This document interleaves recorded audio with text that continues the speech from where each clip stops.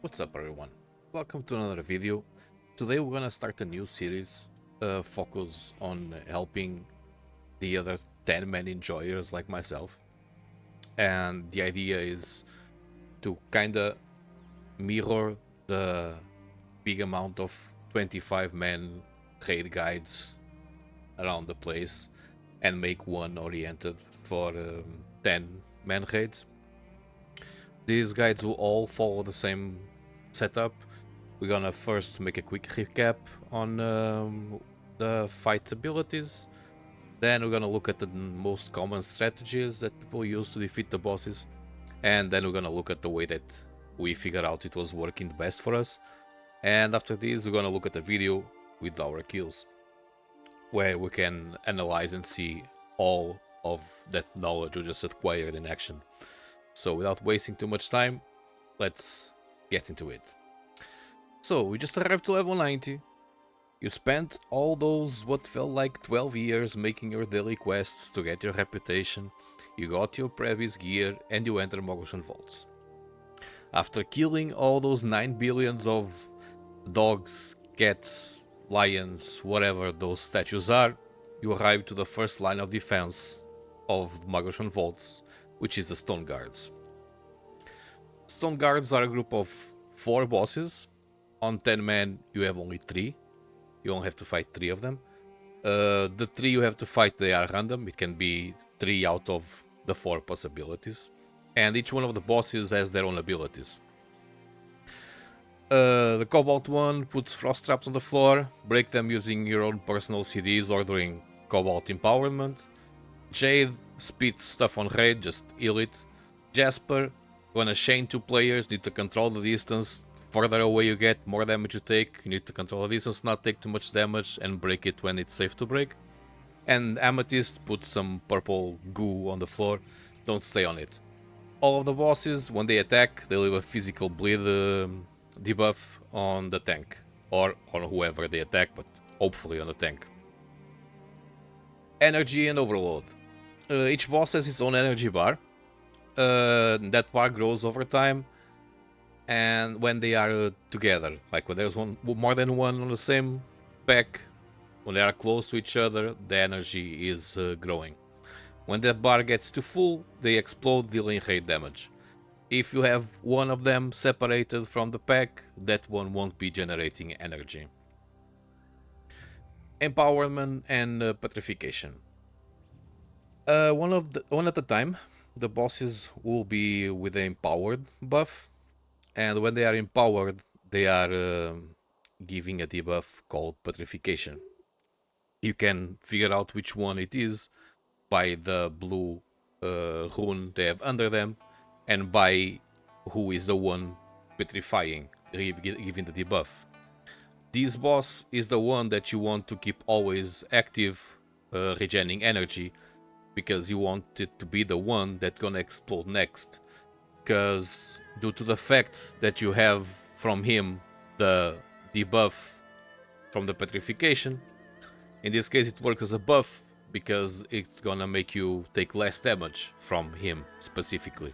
So you want to keep the empowered one always being the one overloading if possible. Crystals and Painting. On the places where the bosses are, some seconds after the fight starts, some crystals gonna show up. You can see them on the picture.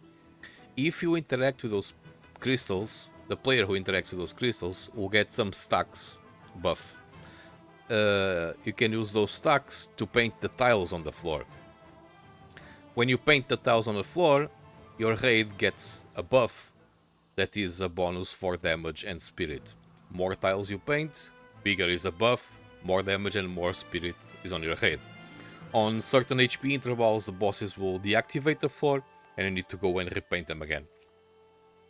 Strats and Tactics. There's 2 common ones. The stack one, which basically you stack the 3 bosses on the same place. You paint the floor, lust, blast everything you can. When it's time for them to blow up, they're gonna blow up all at the same time. You wanna move them into a predefined spot that is clean no one stays there, so there is no boss abilities on that zone. You move them there, they're gonna blow up, you're gonna use all your CDs to survive, and you're gonna move them back to where they were and repeat the process.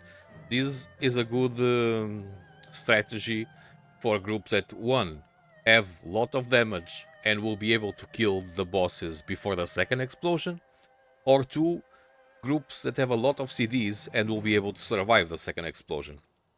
The other strategy is the spread strategy, which basically you're gonna keep the empowered boss and another one in one of the tanks, and your second tank gonna have the third boss. On this situation, what you want to do is you always want the main tank to have the empowered one with him, and your off tank gonna keep juggling the non-empowered ones to make sure that don't blow up before the empowered one blows up. This is more advised for groups who have either few damage or they don't have the raid CDs to survive the explosion. In our case, the way that we found it working best, both for our raid setup and for the damage we have at the moment, it was a mix of both.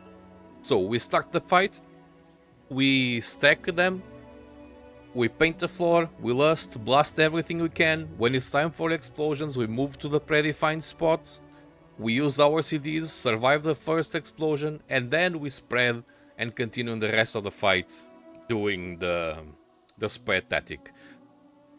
We do this because, one, we have some decent damage, but we don't have it enough to kill it before the second explosion, and two, we don't have enough CDs to use in a way that would make us survive for sure the second explosion.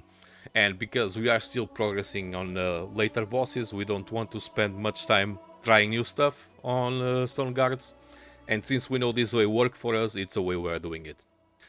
And now we're gonna look at the video of our latest kill and see everything that we learned till now put in practice. To begin with, the first thing you want to make sure is when you are pulling the bosses, you want to group them together fast, because if they stay separated, two of them gonna regen energy faster than the third one, which means that the third one gonna blow up later than the other two, and you might run into a problem, which is your cooldowns are already over when the third one explodes and it's too much damage.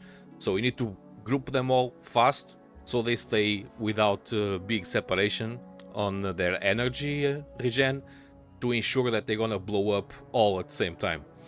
Then the crystals show up, people paint the crystals, paint the floor. When the floor is painted, we lust and we throw everything we can on the bosses while they are on this stack phase.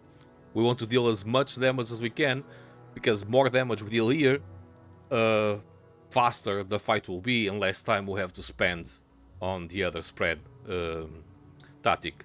Now the stack call is given, we pull the bosses to the design spot, we pop our CDs, they blow up roughly at the same time, we wait for the CDs to finish, and then we spread. And from here on, it's basically the juggling game that I was talking before. You see, the empowered one was on my off tank, I pull it for me, I keep the empowered one with me, and he's gonna be the one controlling to make sure that we swap the others that are not empowered in a way that assures us that the empowered one is always the one that's gonna blow up next. Because if he is the one blowing up next, because we have the petrification buff, the raid almost takes no damage from it, and that makes it really easier on our healers and easier to finish the raid with a win in general. So now in here we have Jasper that is empowered. Jasper's gonna blow up, that's what we want, good enough. Now we need to wait, see what's gonna happen, which one of them gonna be empowered, to know if we need to swap or not. Amethyst is on us again, good, his energy is high, and the one with highest energy is the Jade, which is already an off tank, so we're good to go. Keep going. The floor got clean again, painters need to go in again, paint the floor to keep that buff up. And basically just from this point on, you just rinse and repeat. You keep the empowered boss stacking energy. You want the Empower boss to be the one that's gonna blow up next. In this case, it's on me already, so no need to swap. We keep going. And as you can see, the fight on this part gets a bit slow, but it's not complicated. As long as you manage to control the chains. The chains are the bigger problem. People tend to have difficulties on it. Just remember, if you have chains and Jasper is empowered, you almost take no damage from it, so you can break them right away. And on this fight we don't have the Cobalt, so I cannot show you the traps, but they are literally just blue crystals on the floor.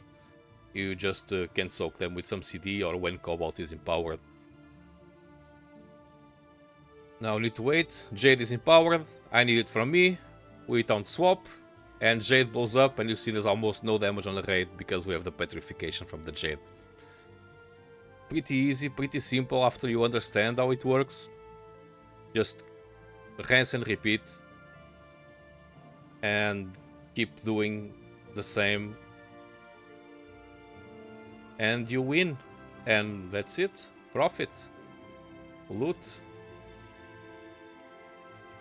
And now that you defeated the Stone Guards, you are ready to venture forth deeper into Mogu'shan Vaults to keep finding its secrets.